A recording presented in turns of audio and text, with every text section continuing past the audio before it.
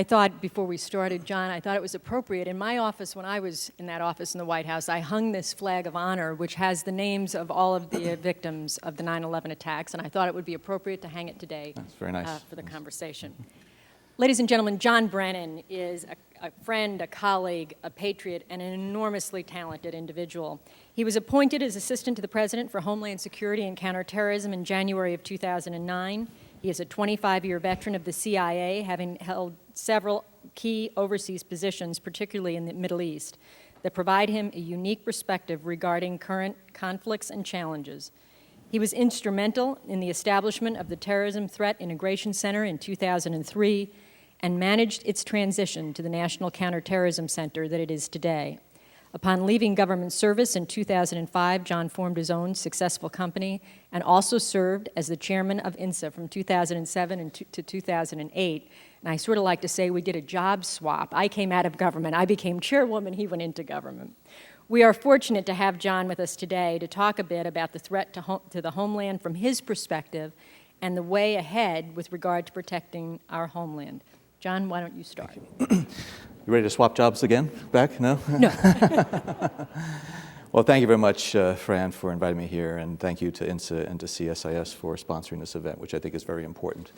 It's nice just coming in here and looking out in the audience and seeing so many familiar faces, and so many of those faces that I worked with 10 years ago and since then. And I was mentioning that it seems like, in many respects, yesterday, but in other respects, it seems like a lifetime ago that tragedy on 9/11. This week, I think, is a week for remembrance of the victims, as well as just taking stock of where we've come over the last decade. I had the opportunity to meet with several members of the 9/11 Commission earlier this week when they issued their report card about the types of things that they think that we have done well and other things that have not been followed up on in terms of the recommendations. And I was just talking with Judy Woodruff for the NewsHour and commenting that we really have, I think, done an impressive job as a country over the last decade, both in terms of the threat that we face from overseas and mitigating that threat, but also making the United States a much less hospitable environment for the terrorists to operate. We've been able to identify vulnerabilities and take steps to, fill those gaps that are out there that the terrorists take advantage of. But at the same time, we have been able to degrade significantly the terrorist threat that we face from certainly Al-Qaeda core. But one of the things that we need to make sure of is that we're not going to, after this anniversary passes, when everything is conjured up once again in our minds, that we become complacent. And it's not a question of maintaining that sort of exceptionally high level of readiness. It's a level of vigilance that I think that we need to keep as a country, both as a government as well as a people. And one of the things that I think that this country has done well over the last decade is ensure that this is going to be a whole-of-government effort and a whole-of-nation effort. There has been tremendous strides that have been made as far as the integration of information between the intelligence and law enforcement and homeland security communities. There is robust interaction between the federal and state and local elements and the JTTFs and the fusion centers. We're not still there. It's not the perfect architecture as far as the flow of information and electrons, but we've come a long, long way. And in many respects, I think this demonstrates the ability of two successive administrations to enable and empower the counterterrorism community to accomplish what it needs to accomplish. The CT professionals that are out there on a daily basis, working harder than the American people understand, whether they're at airports, whether they're at embassies abroad, whether they are in a JTTF pulling the latest thread of a threat piece that comes in. There has been tremendous work that has been done. So when I look back at the last 10 years, I feel really good about what this country has been able to accomplish. The fact that we've been able to prevent another calamitous attack like was 9/11. But at the same time, we recognize that Al-Qaeda is still out there. There are other groups that are trying to carry out attacks here. Although Al-Qaeda core in the FATA in Pakistan has been significantly degraded, we do have the metastases of Al-Qaeda in Iraq and Yemen and the Sahel in Africa and other areas. But we're not going to relent. One of the things that President Obama has said is that we need to do everything possible to protect the American people. We need to do it consistent with our laws, consistent with the values that we hold dear, but we need to make sure that we're working very closely with our partners overseas. And that's the other big difference that I see over the last 10 years. The international partnerships that have really blossomed. 10 years ago, there were a lot of countries, particularly in the Middle East, that were in denial. And I think, Saudi Arabia was one of those, and Mohammed bin Nayef, who we both know and respect tremendously, acknowledges that Saudi Arabia was in denial at that time. They realized then, after attacks within the kingdom in 2003, that they had a real cancer within their country, and they then took the steps that were necessary to, prevent al-Qaeda from using Saudi Arabia as a base for attacks both there as well as outside. So the capacity building that we've done in other countries, working very closely with our traditional partners and allies, but also establishing close relationships with other countries, giving them the intelligence information that they need, giving them the training, letting them know how we have been able to make progress against al-Qaeda. I think these are all things that as a country we should feel proud of, and many people who are here today I think can take pride in the work that you have done either in the government or in the private sector to allow this whole of government, whole of nation effort to flourish. John, I'd like to, before I begin the questions, I should both congratulate you, the President, the administration. Having sat in your seat for some time, I understand at a very personal level the courage and strength it took for the President to make the decision he made to authorize that raid into Pakistan. Unless you've sat in these seats, I don't think people fully appreciate the burden on the President, the responsibility, the weight of that responsibility at that moment. And so I think I speak for a lot of people in this room when I say the nation owes him and you a debt of gratitude for that successful raid, and we are certainly as a country safer for the killing of bin Laden. So thank you.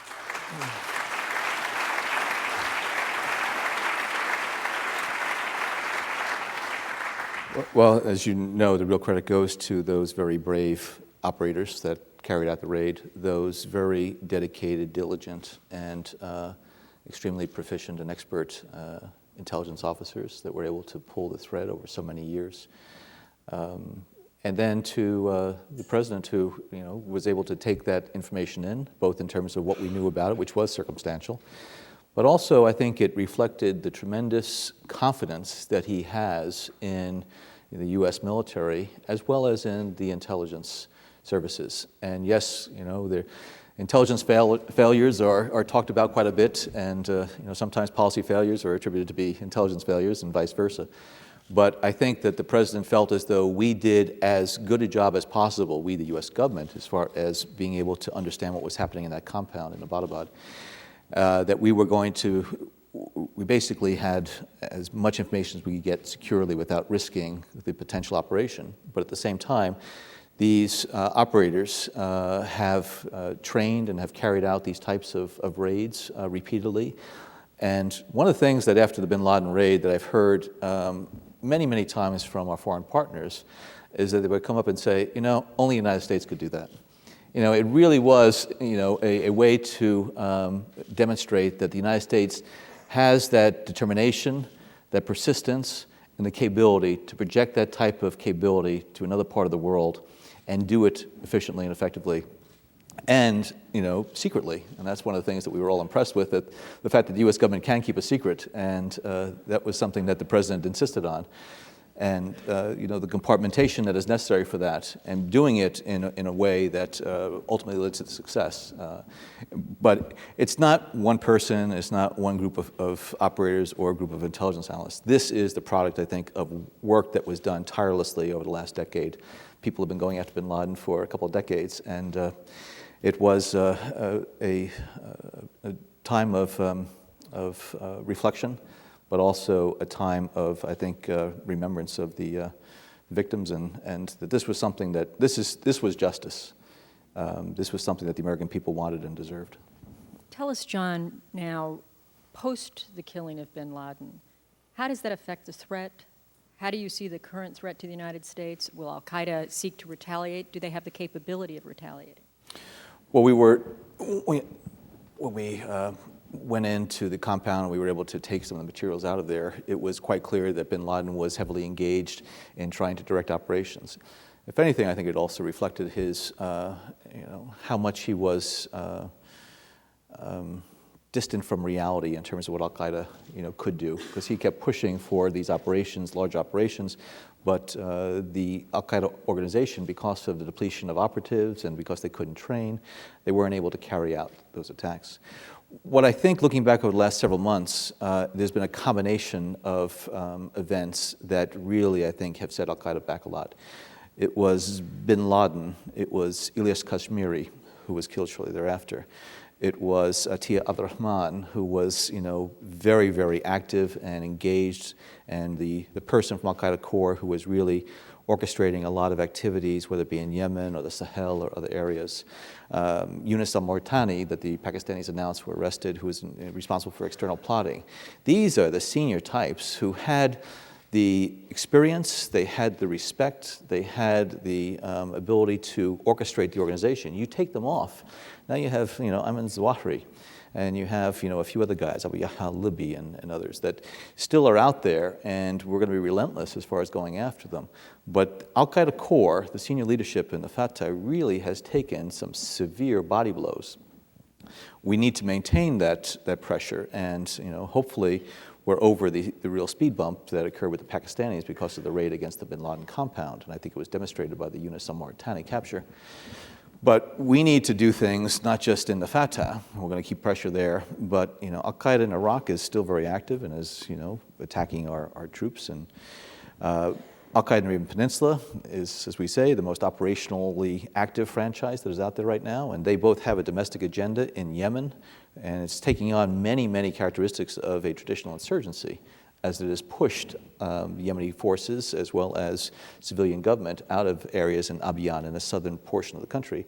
But then you have people within the organization like al-Awlaki who are determined to carry out attacks against the homeland. So that both has a domestic and an international agenda.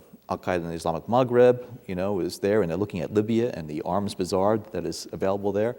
So, the threat is still evident. The Arab Spring has resulted in some upheaval in a number of countries as far as the counterterrorism security forces. The Egyptians, that have been a very, very close partner of ours over the years, their services have been, affected significantly by this recent turmoil. So I think the effort needs to continue. The challenges are still there. But I think we've put in place a good foundation in a lot of these countries that have been able to withstand some of these, political upheavals. So we're building some of them back up, and we had a CT relationship with the Libyan government. We have close relations now. Obviously, we recognize the TNC in Libya. We need to make sure that we're able to work with them, again, building their capacity, because we rely on these countries very, very heavily. And one of the, I've been asked recently is, why don't we capture more of the terrorists that we did, early on, and that they all went to Guantanamo? Is it because we're not capturing them anymore, we're just killing them? No, we capture them when we can. Warsami is a good example. That was a Somali who was in Yemen that we captured and is now in the United States facing trial.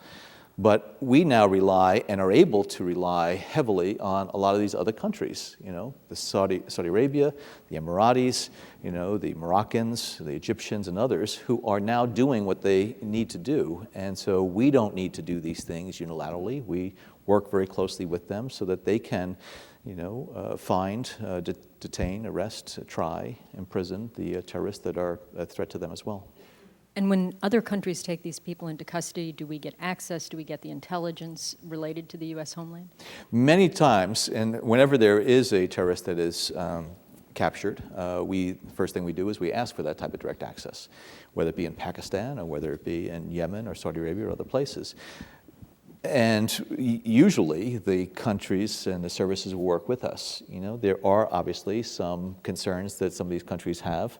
If there are concerns that they have about what the individual might reveal to us, But I think it's very important for us to be able to have that direct access so that we are able to determine what this individual is saying, how they're saying it, not under duress or coercion. And so I think the relationships have developed to the point where, more times than not, we're given that type of access according to their rule of law as well as ours. Let's go back for a moment to kind of the post-Bin Laden threat. Over the last week or 10 days, DHS, the Department of Homeland Security, issued its sort of 9/11 warning. There was the State Department worldwide warning to Americans traveling overseas. This morning, the Department of Defense raised its threat level to Bravo here in this country.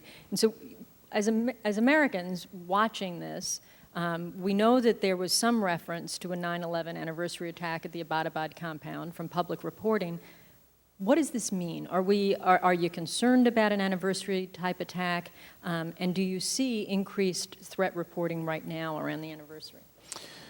Well, if you remember last year, there was a spate of reporting about plans to carry out attacks in Europe. And there were a number of measures that were put in place in Europe because we had very specific and credible information that led us to work with those European governments to institute additional security measures and put in place. Now, we have seen things like in the Bin Laden compound where references are made to 9/11 anniversary. We know that there have been times when they try to take advantage of the attention paid to these anniversaries. But usually the operational activities are timed to take place when they're ready, as opposed to forcing it to take place on a day. But we need to make sure that we're doing everything possible to prepare and to safeguard this country.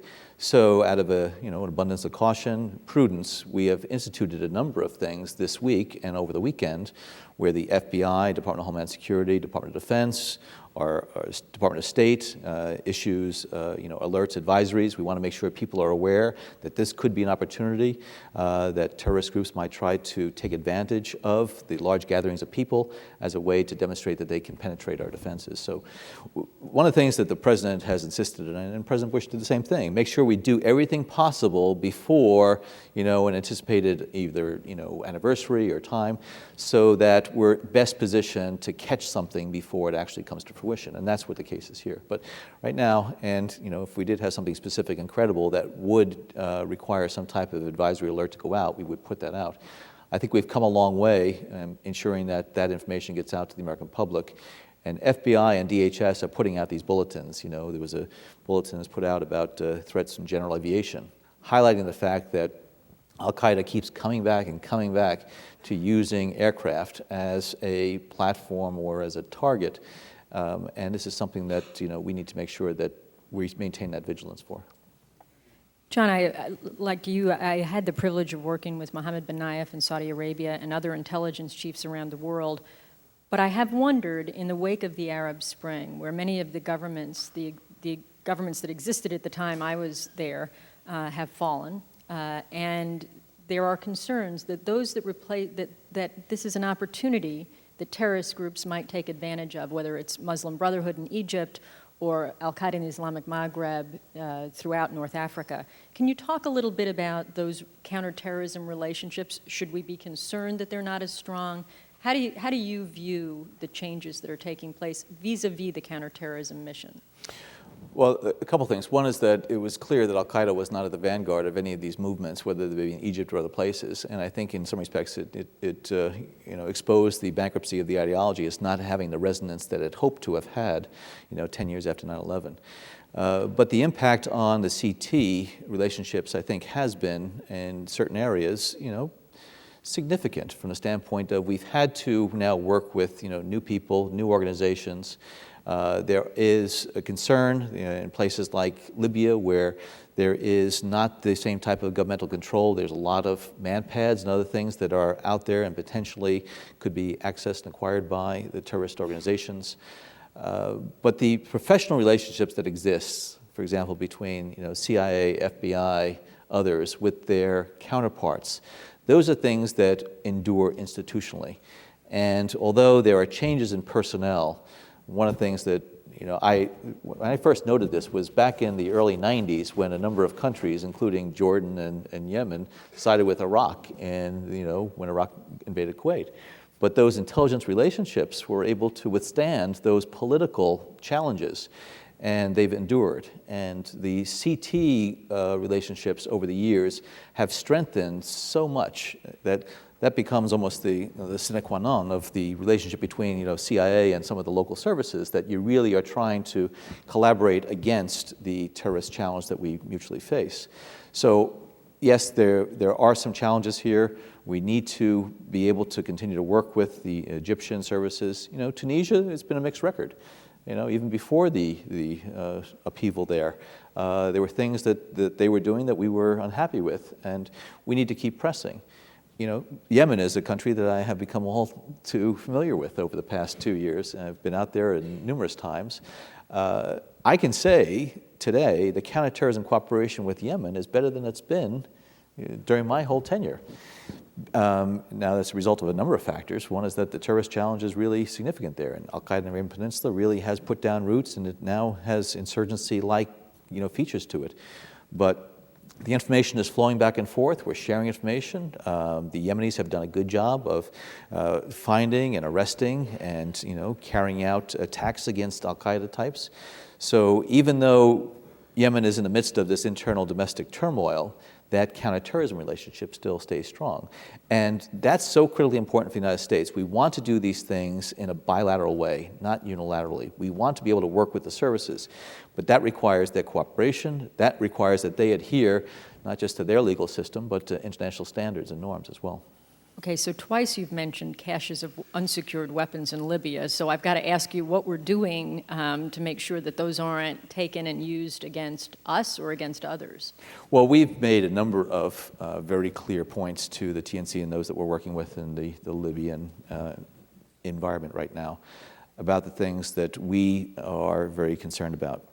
Obviously, securing any type of materials or weapons that could be used by terrorist groups, whether it be weapons of mass destruction, or whether it be manpads, or whether it be arsenals of weapons. Obviously, there are a lot of parts of that country right now that are ungoverned, a lot of concerns. And so the new Libyan government is going to have quite a challenge ahead of it, trying to gain control over those different elements of the country that are a combination of tribes and families, and there's going to be traditional rivalries that are going to be coming to the fore.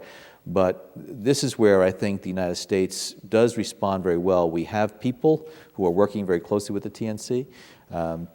We want to be able to get back in there to Tripoli as soon as we can. We want to be able to go back to the embassy, secure the compound, work very closely with them, and once again, have that type of relationship with the Libyans that we want to have with countries across the region.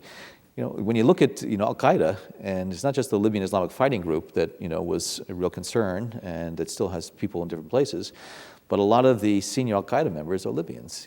Atiyah Abdurrahman al-Libi, Abu Yahya al-Libi.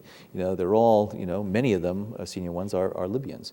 So it's important for us to be able to work with the new Libyan government. Okay, so I'm going to ask a question that when I sat in John's seat, always irritated me. So I apologize in advance. Didn't take a lesson then?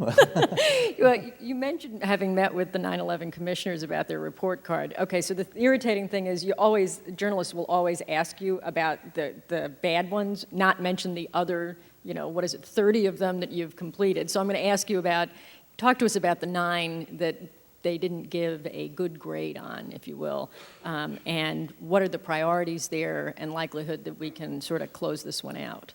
By the way, I wasn't successful at closing it out either, so I ask it with all humility. Well, there are some that are within our control and some that have different types of challenges. For example, the overhaul of the Congressional Oversight Committee structure. That's something that there has been not a single sort of move to address over the last decade.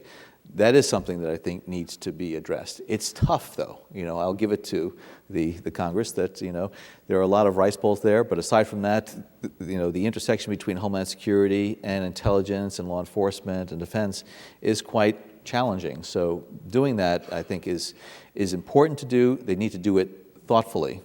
And I think they had waited because at the time when the 9/11 Commission recommendations came out, they wanted the executive branch to overhaul itself with the Office of the Director of National Intelligence and the NCTC, but then it was a can that kept being kicked down the road. One of the other areas is the Privacy and Civil Liberties Oversight Board, the PCLOB, which is something that is a presidentially appointed group of folks that would oversee for the U.S. government the privacy and civil liberties issues. We have not been able to stand that up since this administration came in. We had a number of people that we were trying to get to be the chair of that, and there were various things happened that we don't have somebody yet. We're working on that. We have identified a couple of members that we want to have on there. But even though we don't have the PCLOB, there are privacy and civil liberties officers at each of the departments and agencies, and they are very active. They work collectively as a group. I mentioned to the 9/11 commissioners that I'm going to be getting together with them next week to talk about making sure that they're empowered, that they feel that even though there's not a PCLOB structure at the White House, that they are able to do their jobs. There are issues of real ID in terms of what the federal government is requiring of states, but states can pass their own laws that make certain things not permissible. So there's this, Hamilton-Jefferson challenge still that we're facing.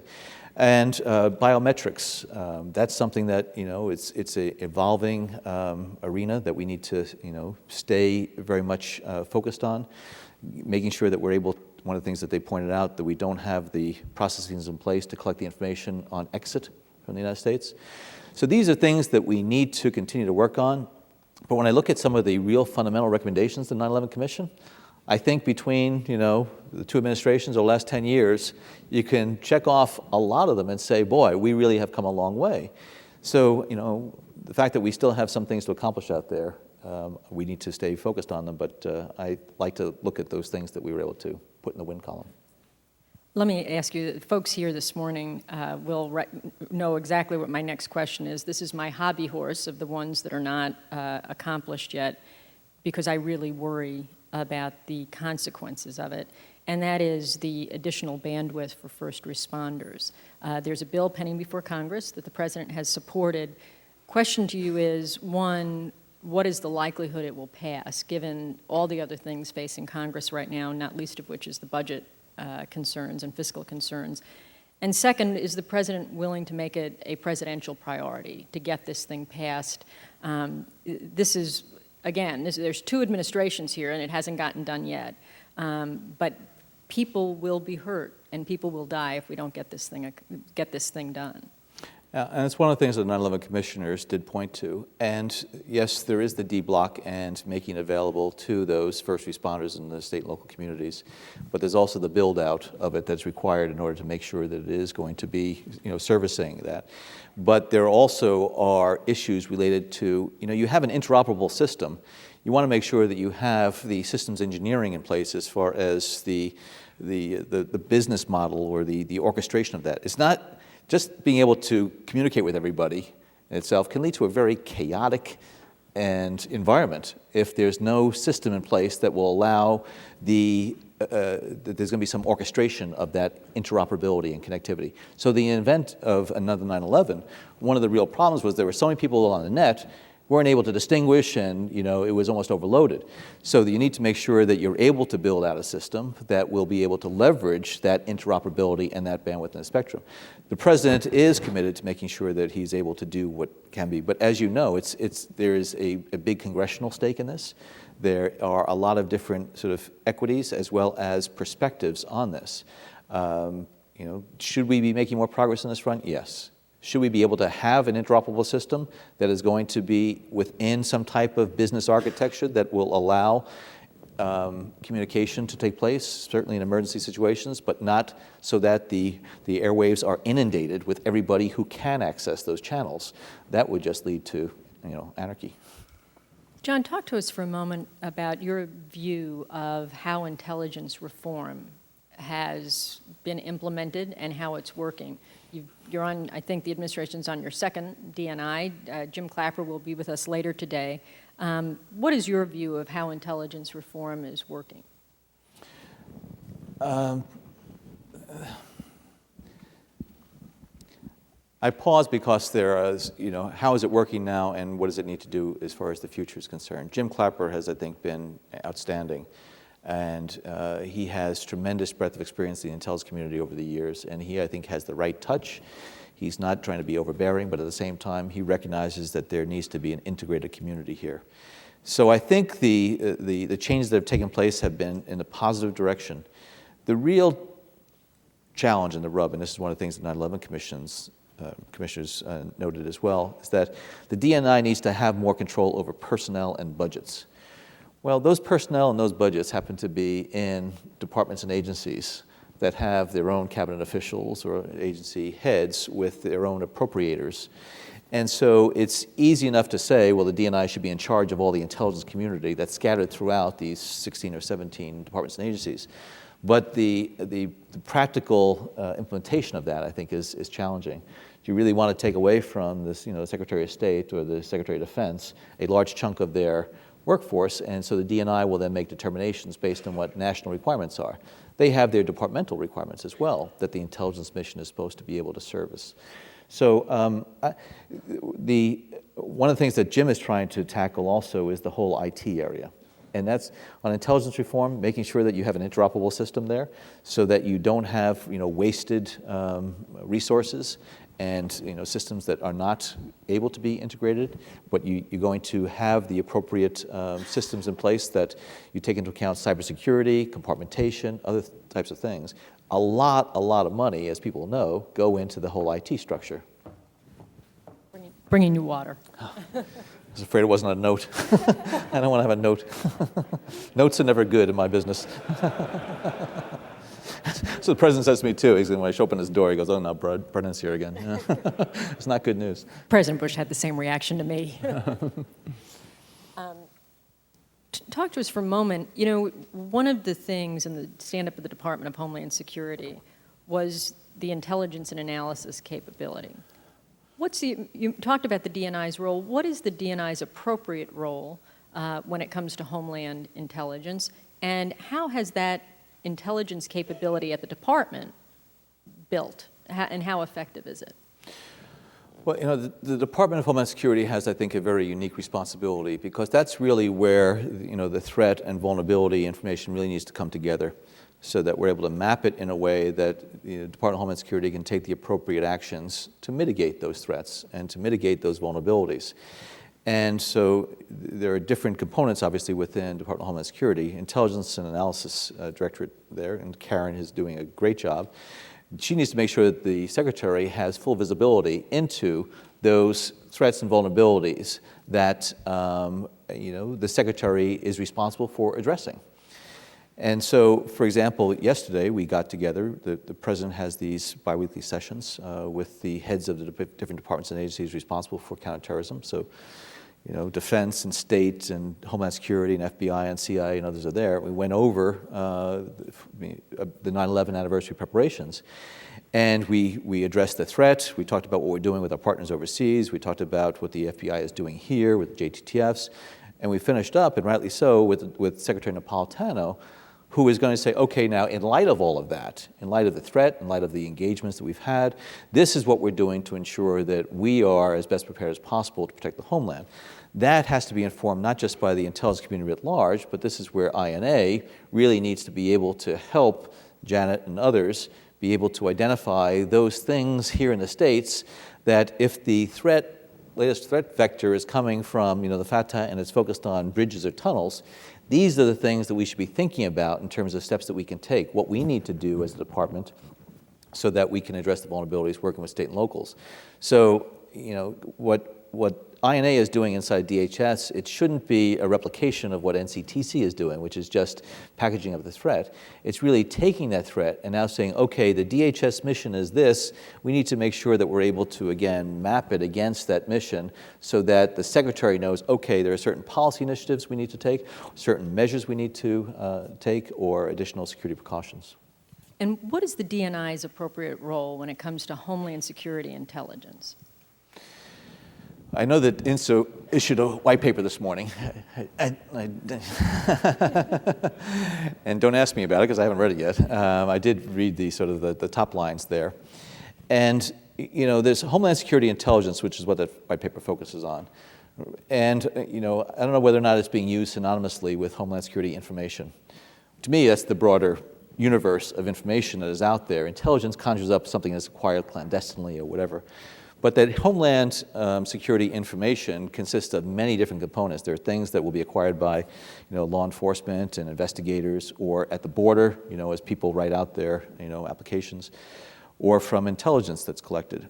And so I think the DNI needs to make sure that the intelligence community as a whole is able to provide to Bob Mueller, to Janet Napolitano, to others who have responsibilities for protecting this homeland, that the intelligence machine is able to collect and analyze information in the best way possible that allow them to do their jobs.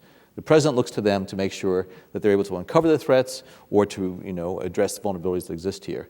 They need that intelligence support. They need to be able to ensure that they have full visibility so they can take the appropriate steps. So Jim Clapper, in my mind, needs to be sure that our collection systems, our analytic systems, are really hitting on all cylinders in order to give those two organizations, FBI and DHS in particular, but others as well, what they need. Now, that doesn't mean it's, clandestinely acquired, whether it be technical or human. And open source is a great example of what we need to be able to do to leverage. And social media that's out there, there's a whole new universe of information that's available now. Some things that are available to the private sector that aren't available to, the intelligence community because of certain laws. But I think what Jim Clapper and the intelligence community have to do is making sure that that universe of information that's relevant to Homeland Security is made available to Bob Mueller, Janet Napolitano, and others. Okay, so you mentioned both the FBI and DHS when we talk about sort of Homeland-related threats and information or intelligence. There has been much written and much talked about the tensions that are inherent in that relationship. Is it working better? And who, in your example, if there's a threat against bridges and tunnels, who is both responsible and accountable for passing that to, I now live in New York, to Ray Kelly, who's the commissioner there, or to state and local authorities? Well, if there is threat information, a lot depends on where it's acquired. But for example, let's say if there is a human source that's reporting out of the Fatah, and so let's say CIA somehow acquires that information and it comes into the system. And it will immediately be disseminated. It's one of the things that I think CIA has done a great job of, making sure that that type of threat information is immediately available to others. It goes out and will be made available then on FBI systems as well as DHS systems. It will be immediately available at the JTTF in New York. That's from the standpoint of if there's a threat to a bridge or a tunnel or something and there's an operative here in New York, they need to then use that information to track down that lead.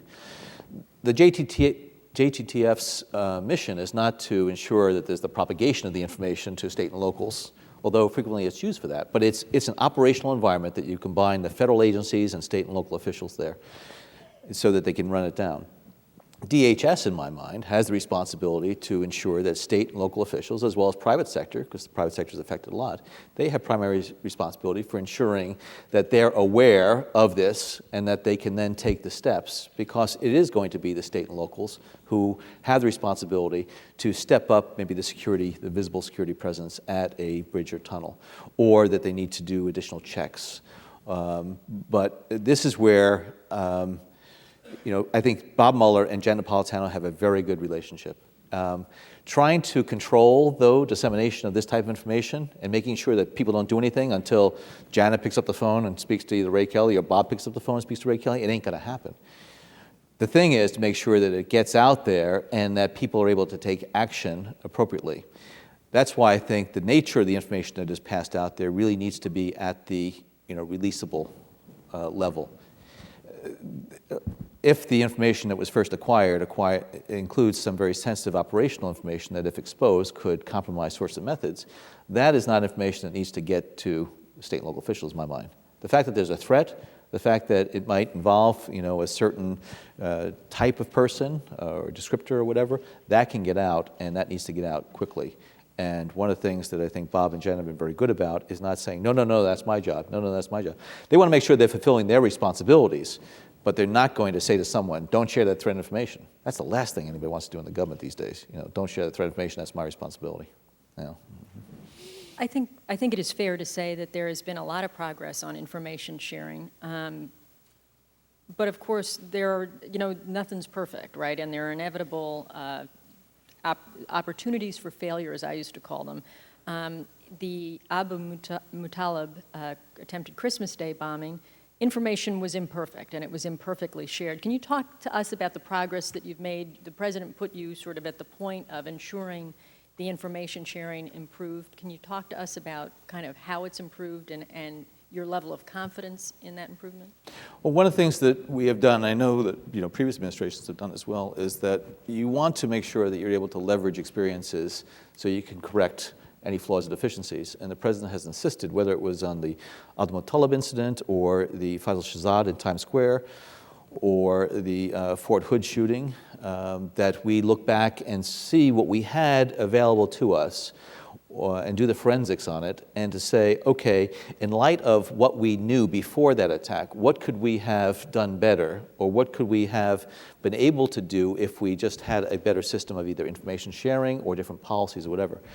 So in each of those instances, we found examples when either something, for example, in Abu Muttalib, there was a report that was not disseminated, in a timely fashion because the resources on a particular desk were single-threaded. So somebody was away, and so it was there for a day or two. Well, that's easily fixed. You can flag something. You can make sure that there is going to be backup. The issue about a misspelling that was put in to do a check. Those are things that you don't realize until it becomes a problem. The issue of sharing information between the FBI and Department of Defense was a big issue as far as the Fort Hood shooting is concerned. This gets to the issue about personnel files and other types of issues that address personal liberties, civil liberties. But the DOD and FBI put in place a process whereby those civil liberties would be protected and privacy rights, but at the same time there would be visibility in a manner across the FBI DOD wall, so that if there's information of concern that the FBI needs to investigate, we will do it. We had the recent example of the individual who was going to carry out attacks again in Fort Hood, Nasser Abdu, who we look back on that and to see what could have been done differently that would have allowed us maybe to identify this individual earlier. Thankfully, there was a very vigilant store clerk who brought the concerns to the attention of local authorities. But I do think that in each one of these instances, it brings to the surface some things that you don't know are a problem until you experience them. And sometimes it requires IT changes, sometimes it involves systems processes changes. But I think in each instance, all the departments and agencies have been very, very good as far as explaining what happened, because they want to be better. And I have not found any instance where a department or agency has tried to sort of cover up anything. That's one of the things that the President said to folks. I remember after the Fort Hood shooting, and in the Oval Office, he had the heads of the departments and agencies that were involved and said, listen, I want to get to the bottom of this. I want to find out what happened here, but I want to make sure that we understand what happened, and I don't want anybody sort of holding back on this. And so sometimes the Congress will do their own investigations. Sometimes they hit us for the failures, but what we're most interested in is making a difference in terms of our future capabilities. Yes, there is an accountability issue. Yes, we want to make sure if somebody made a mistake, despite their best efforts, that's one thing. If someone was derelict in their duty, that's something else. You mentioned IT. Just before we came on, Senator John Warner was on stage and mentioned the threat that really concerns him right now is the cyber threat. Talk to us about your view of the cyber threat and what we are doing as a country to combat it.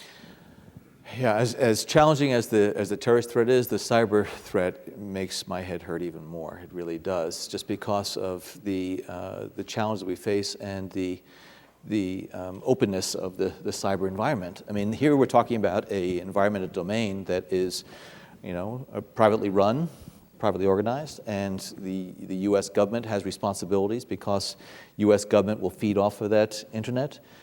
We want to make sure it's secure. We want to make sure that we're able to stop any type of attacks against us, but also we have an obligation to the American people and our critical infrastructure.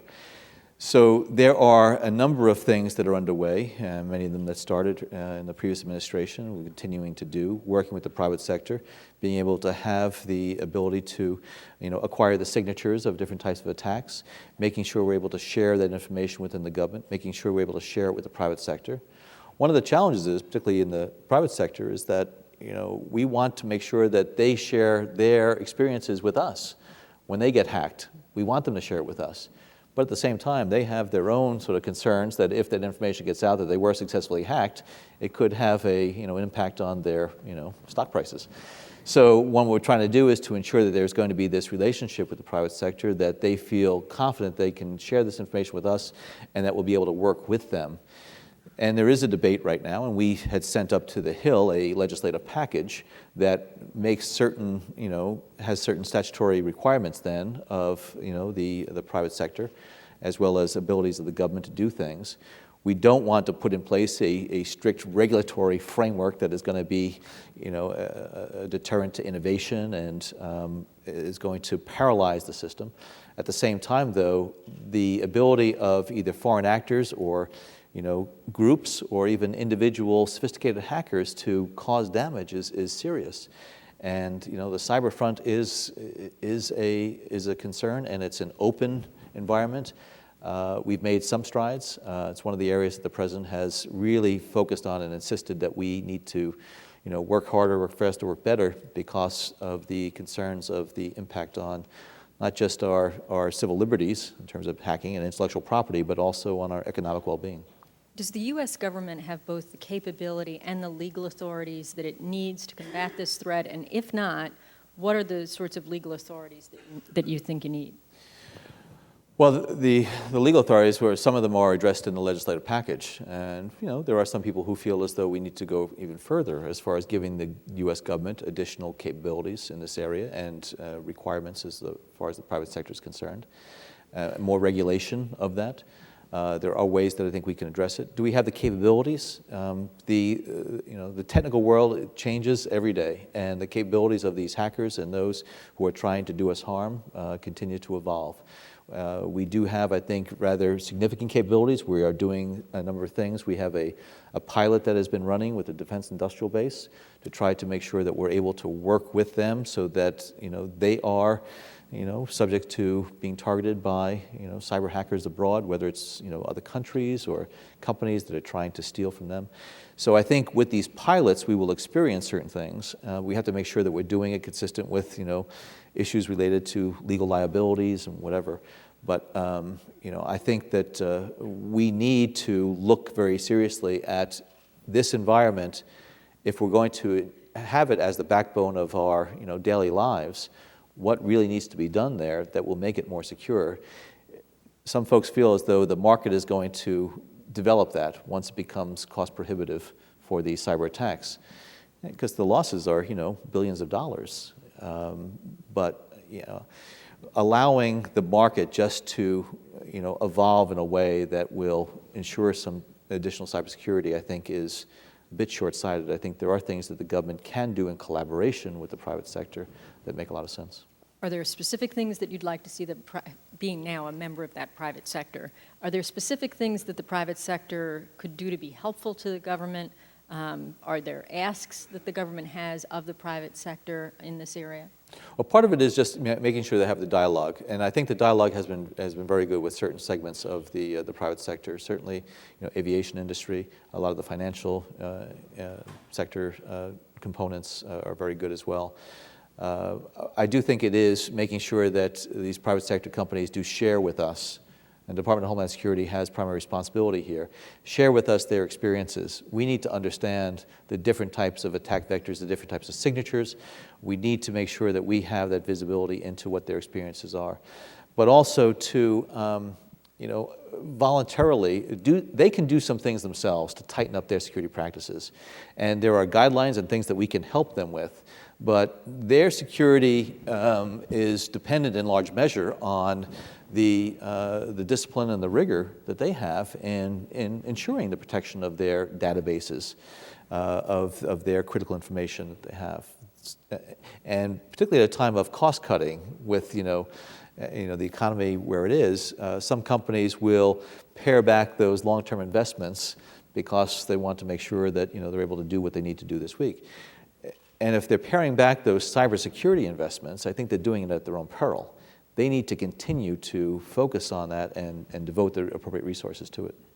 John, the last question. I mean, no conversation at this time would be complete without sort of acknowledging and asking you about the impact of the current fiscal crisis. There is great concern. You know, in the wake of the Cold War, starting with Bush 41 and through Clinton, there were tremendous budget cuts in the national security apparatus, the military, the intelligence community, the law enforcement community. That's been built up pretty steadily over the last 10 years to give us the current capability. There is tremendous concern here, and I think nationally, about what are the implications for our national security capability in this time of tightening budgets. Can you give us a sense of what to expect in terms of budget cuts? Well, clearly, all of U.S. government departments and agencies are going to have to be part of the effort to trim budgets so that we can, live within our means. The tremendous investment in intelligence as well as in Iraq and Afghanistan over the years has been very, very significant.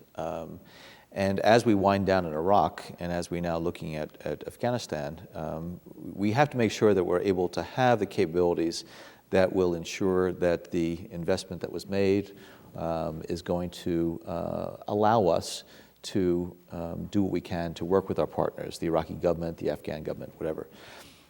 I do think this is where Jim Clapper's role is going to be particularly important. He needs to look out into the intelligence community and make sure that there's no unnecessary redundancy.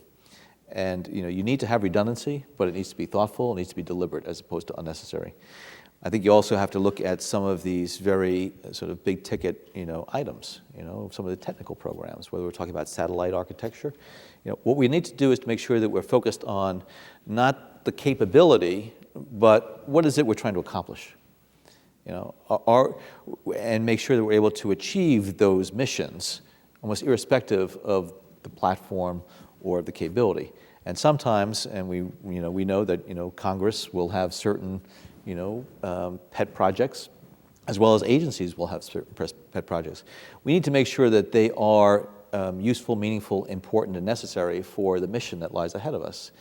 And sometimes it's a lot easier in Washington to start a project rather than sunset it.